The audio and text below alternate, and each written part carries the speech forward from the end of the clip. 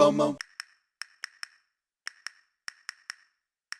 My name is Patrick J. McGinnis, and I'm a FOMO Sapiens. And since you're here, I'm going to bet that you are too. And when you're like us and Monday comes around, you don't dread the new week. No, you wake up every Monday morning knowing that this week might just be the best one yet.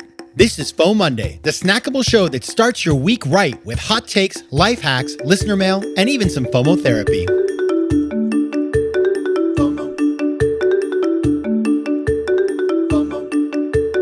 Hey everybody, this is FOMOnday, the snackable companion to FOMO Sapiens. Of course, we will be back on Thursday with a full episode of FOMO Sapiens. But until then, happy FOMOnday, best day of the week. I am your host, Patrick J. McGinnis, venture capitalist by day, author and podcaster by night, and FOMO Sapiens 24/7. And we're going to be talking today about how to spot trends and avoid fads. Now, why is that? Because on Thursday, I have a really kind of luminary of the business world and the business thinking world coming on the show. His name is Keith Ferrazzi. And if you haven't heard of him, you probably heard of his super famous kind of like, it's one of these books that like everybody kind of reads at one point or another. It's called Never Eat Alone. I read it, I guess, probably 15 years ago or something, and maybe later. I can't quite remember. But the point is, it's a book about the fact that like you can use all the aspects of your life to meet people. So don't eat alone, eat with somebody and you can meet them. And it's like kind of a book about the power of networking. And Keith is awesome. In fact, I was introduced to him randomly by a friend who lives in LA where he lives, and talked to him when my first book was coming out. And Keith, although, I was kind of like, a nobody, and he didn't know who the heck I was, he was willing to take a look at my book, and he was kind enough to give me a blurb. And I just remember that made me feel a lot more confident, because I was like, if Keith Ferrazzi says that this book is worth your time, maybe people will believe him and take a look. And so I was super appreciative. And now he has a new book out. It is called Competing in the New World of Work. And I interview him on Thursday about it. It's cool because the guy has perfect timing, much better timing than me. I mean, who writes a book about FOMO that comes out during lockdown? It's just not a good moment, right? But he has a book about the new world of work post-pandemic that comes out right now when we're all getting back to work. So nice job, Keith. You got the timing. He must have made a deal with the devil to get that kind of timing, but it's a really good book, and I enjoyed it. I found it to be quite useful. And so we will get into all of his big ideas on Thursday. But until then, I just want to talk about like how to spot trends and avoid fads, because as I was thinking about, the book that he wrote, I was like, he's a kind of it's about the future of work, right? So it's like spotting the trends and the fads and separating them and figuring out how we deal with both of them. And so I think that's important. And especially I live in the world of FOMO, so I'm always kind of studying this stuff. And so I too think about it as well. And I just want to get into it because it's an interesting topic that, by the way, I don't have all the answers. Like things that I think are dumb fads become major trends. So, don't look at me if something that I say is totally wrong. But I do think that all of us can parse those things out. And they're important in business, because if you're chasing the fad all the time, and we know those people who it's like, first they were working in some like very dumb startup, then they got into cannabis, then they got into crypto, now they're into NFTs, next they'll be into psychedelics. And I'm not saying that you can't do these things successfully, but it's like they're flitting from one fad to another. It's not entirely the most credibility enhancing thing I have ever seen of people that I know. So you don't want to do that. But let's get into it. What is a fad? Well, a fad is an intense and widely shared enthusiasm for something, especially one that is short-lived and without basis in the object's qualities. It's a craze. And I got that from the famous Google Dictionary. And this is the best part. This is where I was like falling off my chair when I was researching, because the example they give, listen to this one.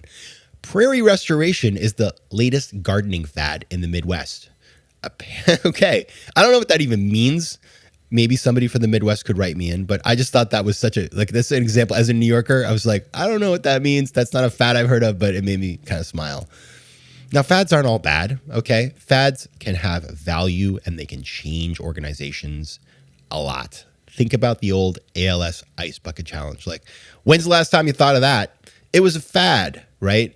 But fad can be powerful. The power of fad in terms of marketing, it can increase top of mind awareness. It can demonstrate that your organization is like with it. It's timely. It knows what the kids are thinking. and it can bring new audiences into the fold. So that's all good stuff. But the challenge, of course, is like the ALS Ice Bucket Challenge is gone. Nobody's doing it anymore. And so like if you are the board of directors of the ALS Foundation and you were like, okay, we're going to do this every year and it's going to generate massive interest in funds and we should budget around that. No. You can't do that because fads are like lightning strikes. They just kind of disappear after.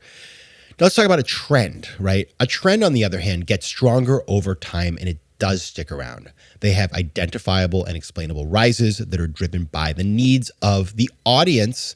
They help solve a problem for people. And in the words of the forever awesome Seth Godin, who, unlike Keith, wouldn't blurb my book. I can't believe I'm saying this in public. I don't fault you, Seth. You didn't know me, but still I asked you and you were like, eh. That's like I need a therapist on that one. This is what Seth says. And I'm over it because I'm actually saying nice things about him on my podcast, but this is what he said. He said, quote, "A trend gains power over time because it's not merely part of a moment. It's a tool, a connector that will become more valuable as other people commit to engaging in it." Right? So it's like, that's what it is. It's like Atkins versus gluten-free. Atkins was a fad. Gluten-free, it seems like it's here to stay. Clubhouse versus TikTok. Clubhouse, total fad. TikTok, taking over the world. So that is the fad versus the trend. Now, but how do you manage with that uncertainty? How do you deal with, not knowing which is which, and how do you identify the difference between the two? Let's talk about that. FOMO. All right. So here is how you manage all that uncertainty between the trends and the fads. I got 5 things for you. Number 1, do not put all your eggs in one basket. Experiment with that thing, knowing that even if it's a fad, it could bring really good lessons. You could build some muscles, as it were, around this kind of the thing that you're experimenting. For example, social media, the ALS thing. I mean, they learned a ton about social media, didn't they? But don't go all in, and be ready to shift your strategy until and when you see sustained engagement. So that is the thing. Spot the fad, say, okay, could be a fad, could be a trend.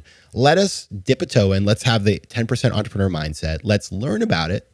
Let's go on the old Clubhouse and check it out. But we're not going to sort of like do it full time until we know that this is really a thing. And by the way, that it's something that we want to do. That's important too. And Clubhouse is a great example. When Clubhouse started, the amount of people who were like, Patrick, you got to be on Clubhouse 3 hours a day. You build a huge audience. And I was like, well, I'm stuck inside because we're in a pandemic, so maybe. And I did try it. I went on there a few times and I quickly discovered like it eats your life. Building a following on Clubhouse, it just takes a lot of time. Time I don't have, frankly. I want to watch TV. I don't want to be on Clubhouse. And then I started to notice, this was like the moment where I saw The Matrix. Like they had all these groups about how to make money on Clubhouse. So they were creating all this FOMO. It's like, oh, there's money here. You have to stick around. And the more time you're here, the more money you'll make. And I thought, this is negative. I'm going to get addicted to this, or it's going to like suck up my life and I'm going to hate myself for it. And so I walked away. And frankly, I'm now recognizing that it was a total fad. Like, who's on Clubhouse right now? Maybe some people. And I think it's good for sort of like micro communities. So I'm not totally hating on Clubhouse, but just not for me. And frankly, had I spent all that time building an audience just to see nobody go on the app anymore, like who is even on there right now? I would have been super bummed out. So that is a great example of just walking away from the fad once you've experienced it. Like I did try it out, right? I just was like, not for me. Number 2, build diverse teams to avoid groupthink, right? So this is like, I just think about venture capital. Venture capital is famous for flavor of the month thinking. I remember like at one point, everybody loved the Internet of Things. It's like, oh, you're going to have everything in your house is going to have like a little personality and talk to you. And your toaster is going to have a chip that's going to know, I don't even know how long you should toast the thing. And that was the thing. And so every VC fund was investing in hardware and it was a whole flavor of the month. And then it wasn't. And like you couldn't, if you told people you had a hardware company, they would literally run away screaming. And that happens all the time in venture capital. Now, part of it is because the job of VC is to invest in the vanguard and sort of think ahead and take risks. Yeah, that's so good, right? We love that. But this is something I encourage you to do. Go on to the web pages of VC firms and you will notice something. Everybody looks the same. Everybody went to the same schools. They all worked at the same companies. They are not diverse groups of people. And so they are more prone to groupthink. It's like, hey, wow, I've got this company. Oh, I love that. Let me just invest in it. And they don't think skeptically. And so having people in the mix who are different helps you to get away from chasing all the fads, because people will say, that's a bad idea. Like, where did you get that from? Oh, your roommate at, prep school? Well, let's think a little more critically about that. And let's go out and talk to people who aren't just, like you. And I think that's really in any business. It's like, if you're building a business that you want to truly scale, you can't just talk to people who are just like you, because yeah, you love the idea, and probably people who live in your neighborhood will as well. But will people who live halfway across the country see it as well? Probably not. So definitely want to be diverse in your thinking. FOMO. Number 3, I will say I just kind of criticize VC, but the approach that they take is smart, because they make bad investments all the time, but they are taking calculated risks and they are diversifying. So when you're trying something new, it goes back to point 1 about not putting all your eggs in one basket, but like, be out there always trying to add new capabilities and experiences to the portfolio. Try the new drink on the shelf and see if you like it.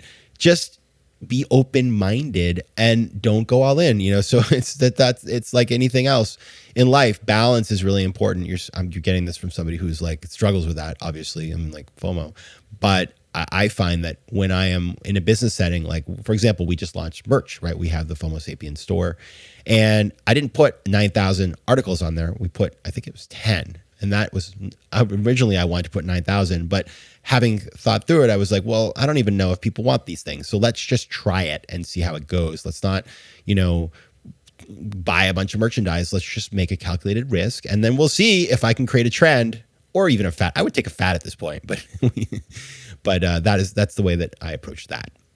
Number 4, be a skeptic. So if something feels really ridiculous, just lean into your skepticism. Like, we all have spidey senses. And so if there's some fad that's coming out, like eating a Tide Pod, obviously none of us did that on this podcast, but there's things all the time. There are like all these health and wellness fads that you see on TV that are so ridiculous. It's like, Deal a Meal or the Thigh Master. If something looks dumb, be skeptical. Look for some data as to whether that thing is for real or not, and you'll probably find that it is not. It's just marketing. Finally, keep a pulse on the market, gather data, and learn from your mistakes. Now, my favorite example of this is Crystal Pepsi. Anybody, raise your hand if you remember Crystal Pepsi. If you're of a certain age, you do. When I was a little kid, I liked Sprite. Sprite was like a thing, man. Everybody drank Sprite all the time. It was like a phenomenon. And then they got FOMO and they introduced Crystal Pepsi, and it was gross. I remember like getting so excited. I went to my Shaw's supermarket and bought myself some Crystal Pepsi, and I went home and I drank it, and I was like, this is terrible. And everybody laughed at Pepsi, and they became a laughingstock. And so they were trying to create a trend. It wasn't even really a fad. It was sort of like just people made fun of them, but they were chasing the fad, which was clear sodas. And what they did, which I respect, is they got the message real quick and they pulled it from the market. Now, they actually have run like a retro version of it as sort of a fun kind of marketing campaign, which I support that, but I'm not going to drink that stuff. It is disgusting. All right, so that's my 5 things. Don't put all your eggs in one basket. Definitely build a diverse team. Think like a VC and take calculated risks. Be a skeptic and keep a finger on the pulse, gather data, and then make some decisions, even if they are hard decisions. And that's how you can deal with the risk of following fads and instead seek out the trends. All right, everybody. Curious what you think about this one? Feel free to reach me at letsconnect@patrickmcginnis.com, on Instagram at PatrickJMcGinnis, and on Twitter at PJMcGinnis. And also, let me know what you think of the merch. Do you hate it? Do you love it? Are you like, McGinnis, this is not a fad or a trend, it's just awesomeness? I'd love to know. Really curious. Or if there's something you'd like me to add to the mix, I would love that as well. All right, everybody. I will see you on Thursday with Keith Ferrazzi, the Luminary. But until then, take care of yourselves, FOMO Sapiens. FOMO. If you like today's show, please be sure to rate it and recommend it to your friends. And as always, you can find me on Instagram at PatrickJMcGinnis, on Twitter at PJMcGinnis, and on the web at FOMOSapiens.com or PatrickMcGinnis.com, where you can get all kinds of free resources to live a more decisive and entrepreneurial life. FOMO. Want more FOMO Sapiens and FOMOnday? Head over to FOMOsapiens.com where you can listen to past episodes, learn more about the show, and find out how to advertise. You can also connect with me on Instagram at Patrick J. McGinnis and on Twitter at PJ McGinnis.